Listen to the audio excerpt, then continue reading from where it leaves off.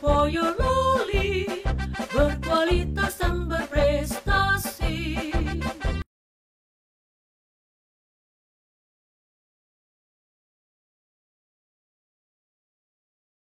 Mohon berdiri.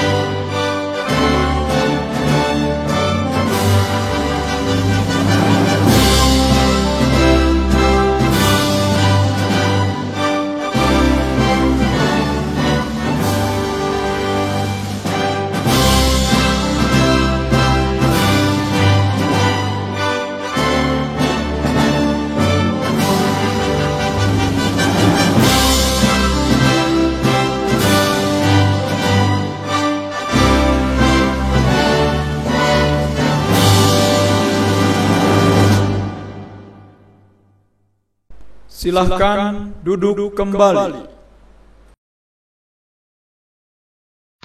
Assalamualaikum warahmatullahi wabarakatuh. Salam sejahtera bagi pemeluk agama lain. Om Swastiastu, Namo Buddhaya, salam kebajikan. Selamat pagi anak-anakku semua. Perkenalkan, nama saya Pak Andoko, guru SMA Negeri 1 Bulali yang diberi kepercayaan untuk memberikan materi MPLS yang berjudul tentang wawasan kebangsaan. Anak-anakku semua, Negara Kesatuan Republik Indonesia memiliki lebih daripada 13.466 pulau, di mana luas wilayah kita adalah 1.922.570 km persegi, dengan luas perairan 3.257.483 km persegi. Ini dari sumber Wikipedia. Perkiraan penduduk pada tahun 2016 sebanyak 258.461.700 orang, dengan 1.340 suku bangsa dan 746 bahasa. Mari kita lihat di sini 12 pulau terluar yang dimiliki oleh Indonesia, dari Pulau Rondo, Pulau paling barat, Pulau Miangas batas paling utara, dan Pulau Vanildo batas paling timur, Pulau Dana batas terluar paling selatan milik Indonesia. Kita tahu bahwasannya wawasan kebangsaan bagi bangsa Indonesia memiliki beberapa makna. Di sini kita lihat ada wawasan kebangsaan yang mengamanatkan pada seluruh bangsa untuk menempatkan persatuan dan kesatuan demi kepentingan keselamatan bangsa dan negara di atas kepentingan pribadi atau golongan. Yang kedua, yaitu wawasan kebangsaan mengembangkan persatuan Indonesia sedemikian rupa sehingga asas kebinekaan tunggal ika itu bisa dipertahankan sampai pada bagian negara kesatuan Republik Indonesia yang merdeka bersatu, berdaulat, adil dan makmur, bertekad untuk mewujudkan bangsa yang maju dan mandiri serta sejahtera lahir dan batin, sejajar dengan bangsa lain yang sudah maju. Nilai wawasan kebangsaan yang terwujud dalam kesatuan dan kesatuan bangsa memiliki 6 dimensi yang bersifat mendasar dan fundamental. Antara lain, penghargaan terhadap harkat dan martabat manusia sebagai makhluk ciptaan Tuhan Yang Maha Esa, tekad bersama untuk berkehidupan kebangsaan yang bebas, cinta tanah air dan bangsa, demokrasi atau kedaulatan rakyat, kesetia kawanan sosial, serta masyarakat adil dan makmur. Ada 3 pertanyaan yang mendasar. Yang pertama, apa yang harus dibela dari negara? Di sini ada 3, yaitu kedaulatan negara, keutuhan wilayah, serta keselamatan bangsa. Yang kedua, mengapa negara harus dibela? Di sini negara layaknya seperti makhluk hidup. Tidak ada yang berkembang atau mati. Agar tetap hidup, kita harus membelanya atau melindungi dari segala macam bentuk ancaman, gangguan, hambatan, dan tantangan. Yang ketiga, siapa yang harus membela negara? Yaitu seluruh warga negara, lembaga kemasyarakatan, partai politik yang berupa supra dan infrastruktur politik. Mengapa siswa perlu memahami bela negara? Di sini ada poin penting. Bela negara bukan hanya menjadi urusan TNI, tetapi hak dan kewajiban seluruh warga negara sesuai peran dan profesinya. Yang kedua, siswa SMA salah satu sebagai agen perubahan dalam mewujudkan gerakan nasional bela negara. Kita lihat di sini tantangan masa depan. Negara Kesatuan Republik Indonesia akan kuat jika berdaulat di bidang politik, ekonomi, pertahanan, serta persatuan, sehingga mampu melahirkan profesional yang berupa militansi dan intelektual. Hak dan kewajiban warga negara dalam bela negara. Di sini adalah landasan yuridis. Undang-Undang Dasar Negara Republik Indonesia tahun 1945 pasal 27 ayat 3 dan pasal 30 ayat 1 yang berbunyi, setiap warga negara berhak dan wajib ikut serta dalam usaha pembelaan negara. Tiap-tiap warga negara berhak dan wajib ikut serta dalam usaha pertahanan dan keamanan negara. Selain itu, Undang-Undang Nomor 39 tahun 1999 tentang hak asasi manusia diatur dalam bab 4 Romawi pasal 68. Setiap warga negara wajib ikut serta dalam upaya pembelaan negara sesuai dengan ketentuan peraturan undang-undang. Di sini Undang-Undang Nomor 3 tahun 2002 tentang pertahanan negara, bab 3 Romawi pasal 9. Di sini ada poin 1 dan poin 2 yang berbunyi setiap warga negara berhak dan wajib ikut serta dalam upaya pembelaan negara. Yang kedua, keikutsertaan warga negara dalam upaya bela negara. Dan Kepres, Keputusan Presiden RI nomor 28 tahun 2006 tentang penetapan tanggal 19 Desember sebagai Hari Bela Negara. Pada dasarnya, setiap warga negara dapat berpartisipasi dalam upaya bela negara sesuai dengan profesinya masing-masing. Di sini bisa kita lihat, seperti Bapak sebagai seorang guru mengajar untuk mencerdaskan anak bangsa. Dokter, perawat bidan bekerja untuk mewujudkan masyarakat yang sehat. Pedagang bekerja untuk mendistribusikan barang-barang kebutuhan masyarakat. Petani nelayan bekerja untuk menghasilkan barang kebutuhan pangan. Sampai ke pelajar atau siswa atau mahasiswa belajar dengan tekun dan giat untuk mendapatkan prestasi dan mencapai cita-citanya. Di sini bisa kita lihat negara yang wajib militer di sini dari Mesir, Brasil, Chili, Kroasia, negara persemakmuran, Siprus, Venezuela, dan Inggris, dan lain sebagainya. Bela negara. Apa sih bela negara? Yaitu sikap dan perilaku warga negara yang dijiwai oleh kecintaannya kepada negara kesatuan Republik Indonesia yang berdasarkan Pancasila dan Undang-Undang Dasar 1945 dalam menjamin kelangsungan hidup bangsa dan negara. Nilai dasar dalam bela negara. Yang pertama adalah cinta tanah air. Yang kedua, sadar tentang berbangsa dan bernegara. Yang ketiga, yakin pada Pancasila sebagai ideologi negara. Yang keempat, rela berkorban untuk bangsa dan negara. Yang terakhir, memiliki kemampuan awal bela negara. Di sini kita yakin bahwa Pancasila adalah sebagai ideologi negara yang sangat fundamental. Di sini kita tidak bisa menggantikan ideologi Pancasila dengan ideologi yang lain.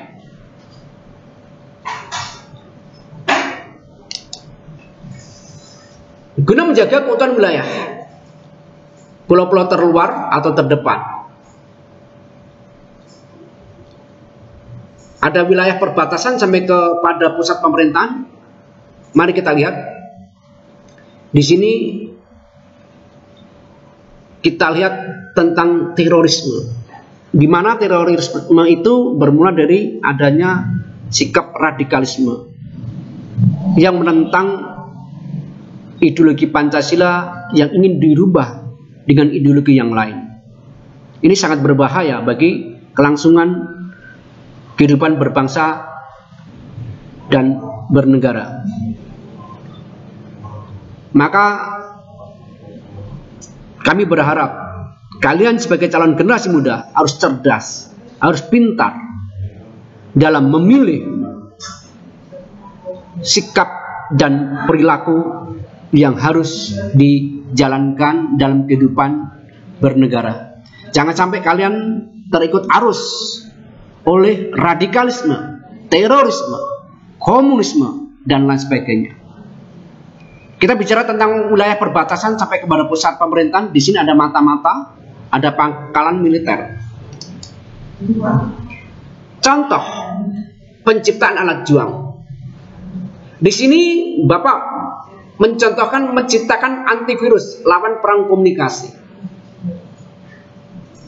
Di sini diharapkan kita mampu sebagai generasi muda mampu menciptakan antivirus untuk lawan perang komunikasi. Yang kedua, sebagai generasi muda harus peka terhadap korupsi, kolusi, nepotisme, di mana korupsi, kolusi, nepotisme itu merusak sendi-sendi perekonomian bangsa dan merugikan banyak warga negara Indonesia. Yang ketiga, kita membuat jembatan darurat. Kita tahu bahwasanya negara kesatuan Republik Indonesia adalah berupa kepulauan yang tersebar dari Sabang sampai Merauke, di mana letak geografisnya itu antara pulau satu dengan pulau yang lain itu berbeda. Maka di sini kita harus mampu membangun sebuah jembatan darurat untuk menghubungkan antara wilayah satu dengan wilayah yang lain. Di sini ada Latsarmil, latihan dasar kemiliteran. Di sini bisa kita lihat anak-anakku semua. Yang terakhir, kita mampu melakukan perang diplomasi. Presiden Soekarno itu adalah tokoh yang pandai dalam berdiplomasi dengan negara asing. Sadar berbangsa dan bernegara. Ada 2 poin. Yang pertama, ditanamkan secara dini, secara terus-menerus dan berkelanjutan. Ini bagi anak-anak sampai generasi muda. seperti kalian semua. Dengan cara memberikan pengertian tentang nilai-nilai kehidupan dalam masyarakat serta peraturan yang berlaku. Contoh nilai-nilai kehidupan dalam masyarakat tadi sudah Bapak sampaikan, adanya tolong menolong, rela berkorban dan sebagainya. Peraturan-peraturan yang ada di masyarakat mari kita patuhi, peraturan-peraturan negara harus kita patuhi, peraturan-peraturan yang ada di sekolah juga harus kita patuhi. Itu sebagai bentuk kesadaran warga negara dalam kehidupan berbangsa dan bernegara. Harapannya mampu menyadari bahwa kerukunan, persatuan dan kesatuan bangsa Indonesia adalah hak yang sangat mutlak. Yang kedua, memegang teguh nilai-nilai rasa senasib, sepengalaman dan sekehendak. Memiliki sifat nasionalisme dan patriotisme, mencintai budaya bangsa dan produk dalam negeri, mengakui, menghargai dan menghormati bendera merah putih, bahasa, lambang negara dan lagu kebangsaan Indonesia Raya, mentaati segala peraturan perundang-undangan yang berlaku, memiliki sadar atas tugas dan tanggung jawab sebagai masyarakat, warga negara dan warga dunia. Yang terakhir adalah menempatkan kepentingan bangsa dan negara di atas kepentingan pribadi dan golongan. Selanjutnya adalah kita harus yakin pada Pancasila sebagai ideologi negara. Setiap warga negara harus mengetahui dan memahami Pancasila sebagai falsafah kehidupan bangsa dan negara, sebagai dasar negara yang dapat mempersatukan bangsa Indonesia serta menjadi sumber hukum negara kesatuan Republik Indonesia. Ini mari kita lihat, ini adalah lambang burung Garuda Pancasila. Di sini memberikan nilai-nilai kehidupan yang sangat real di dalam kehidupan berbangsa dan bernegara.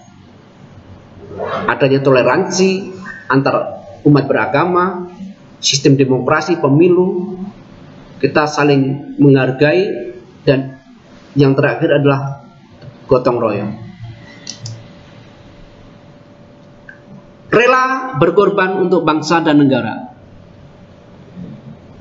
Kesadaran untuk mengorbankan waktu, tenaga, pikiran, harta benda untuk kepentingan umum, sehingga pada saatnya siap mengorbankan jiwa, raga bagi kepentingan negara. Yang kedua, kesadaran untuk berkorban bagi bangsa dan negara merupakan bakti tanpa pamrih yang diberikan seseorang warga negara terhadap tanah airnya. Pembangunan kader bela negara. Di sini bisa kita lihat lingkungan pendidikan. Seperti saat ini kita melakukan penyampaian materi MPLS tentang bela negara. Jenis kegiatan yang dilaksanakan antara lain kegiatan intrakurikuler yang dilakukan dengan berbagai metode seperti ceramah, diskusi, forum group discussion, workshop, demonstrasi, pemecahan masalah, belajar sambil bermain dan lain sebagainya. Untuk kegiatan ekstrakurikuler seperti pramuka, palang merah remaja, kesenian, bahasa, pecinta alam dan sebagainya. Yang ketiga, kegiatan pengabdian kepada masyarakat, kemasyarakatan seperti unjuk kerja atau trip observation ke desa atau masyarakat sekitarnya, memperingati hari besar nasional bersama masyarakat. Yang keempat, kegiatan penciptaan kondisi lingkungan sekolah yang kondusif seperti membangun lapangan olahraga, tempat ibadah, berdoa sebelum dan sesudah belajar, konseling dan lain sebagainya. Di sini lingkungan kerja tidak perlu Bapak sampaikan secara detail, bisa kalian lihat lingkungan pekerjaan dari poin pertama, kedua, ketiga dan keempat. Lingkungan pemukiman. Di sini kita lihat jenis kegiatan yang dilaksanakan antara lain kegiatan pendidikan dan pelatihan masyarakat, kegiatan yang menunjang integrasi masyarakat seperti gotong royong, olahraga, rekreasi, siraman rohani, pentas seni budaya dan lain sebagainya. Kegiatan solidaritas sosial sampai dengan kegiatan penciptaan kondisi lingkungan pemukiman yang kondusif. Kesimpulannya, bela negara adalah hak dan kewajiban setiap warga negara, perlu disiapkan secara dini,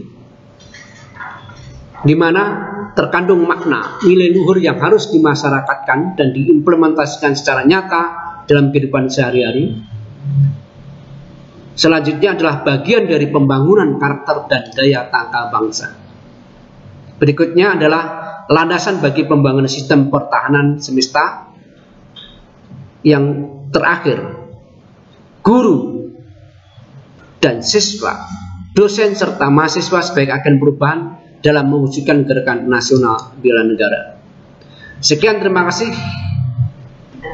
Ada lebih dan kurangnya mohon maaf. Akhir kata, wassalamualaikum warahmatullahi wabarakatuh. Mohon berdiri.